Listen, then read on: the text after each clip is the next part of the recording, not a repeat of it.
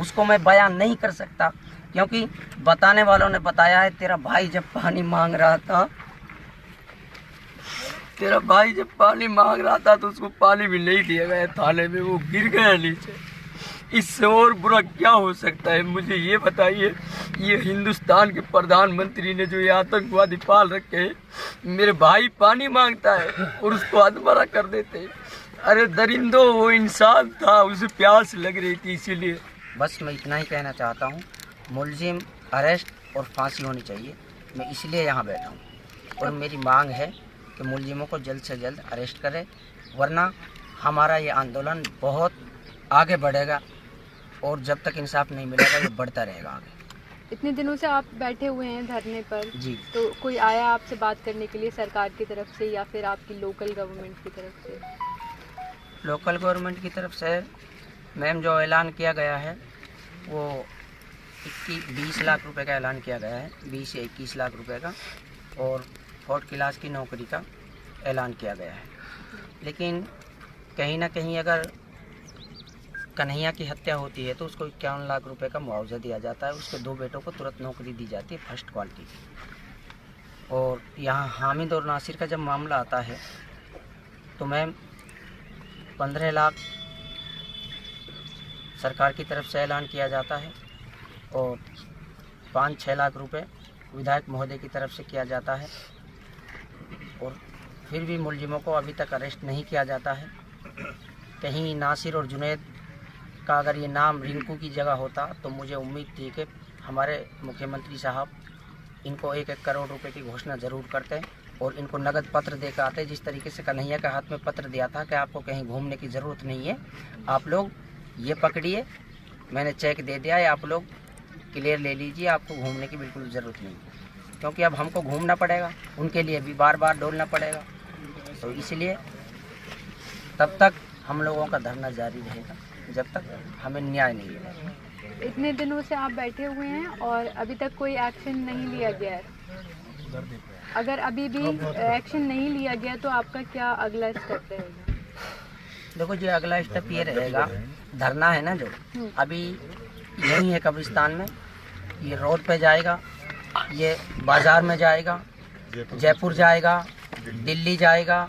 अगर जंतर मंतर से भी काम हल नहीं होता है तो हम संसद का घेराव करेंगे। और मैं इंसाफ के लिए लड़ रहा था, इंसाफ के लिए लड़ूंगा, क्योंकि मैं अपने भाइयों के लिए लड़ रहा हूं और तमाम मेवात के संघर्षशील जितने भी युवा हैं उनके लिए लड़ रहा हूं। आज तक जो हत्याएं की गई हैं मेवात के अंदर, सारी हत्याएं इसलिए की गई हैं कि रात में अगर कोई आदमी लेट हो जाता है तो बजरंग दल का आतंक इतना खतरनाक हो चुका है। फिरोजपुर से बीमा 12 किलोमीटर पड़ता है मैम, यहाँ तक आने के लिए 8 बजे के बाद में आदमी की हिम्मत नहीं है।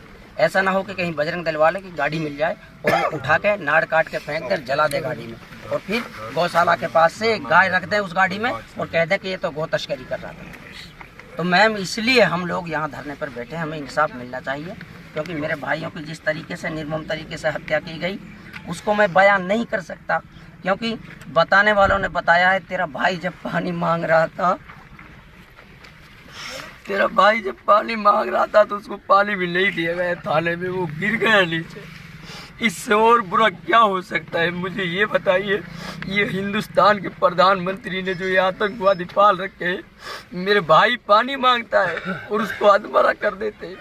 अरे दरिंदो, वो इंसान था, उसे प्यास लग रही थी, इसीलिए मैं उसकी कब्र के पास बैठा हूँ, क्योंकि मैं अपने भाई के इंसाफ के लिए लड़ नहीं सका मगर संघर्ष कर रहा हूँ। प्रधानमंत्री महोदय एक बार भी ट्वीट नहीं करते। अगर कोई दूसरा आदमी होता यहीं पे तो प्रधानमंत्री खुद वहां जाते, अगर किसी के अंगूठे में भी चोट लग जाती है तो प्रधानमंत्री खुद पहुंच जाते।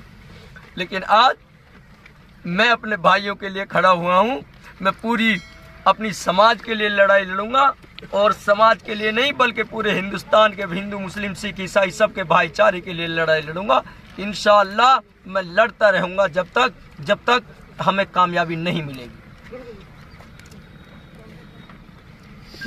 इन लोगों ने ये आतंक जो मचा रखा है, इतना बहुत ज़्यादा आतंक है। कोई आदमी रात में बिलासपुर से अगर नुह आने की कोशिश करता है तो वो आएगा नहीं, डर की वजह से, चाहे उसे सरसों के खेत में सोना पड़ जाए।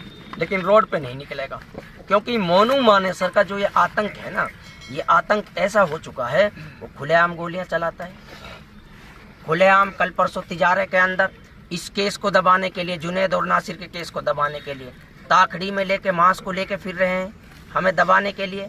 हमारा जब तक हक नहीं मिलेगा तब तक हम लोग, हमें पता है तुम लोग साजिशें कर रहे हो। राजस्थान पुलिस वहाँ जाती है, वहाँ मर्डर का इल्ज़ाम लगा दिया जाता है कि बच्चे का मर्डर हो गया। ये धमकियाँ हमें मत दो, हम इंसाफ लेके रहेंगे और जब तक लड़ते रहेंगे, जब तक हमारे जिस्म के अंदर जान रहेगी। मरना मंजूर है मगर इंसाफ के लिए लड़ता रहूँगा इंशाअल्लाह।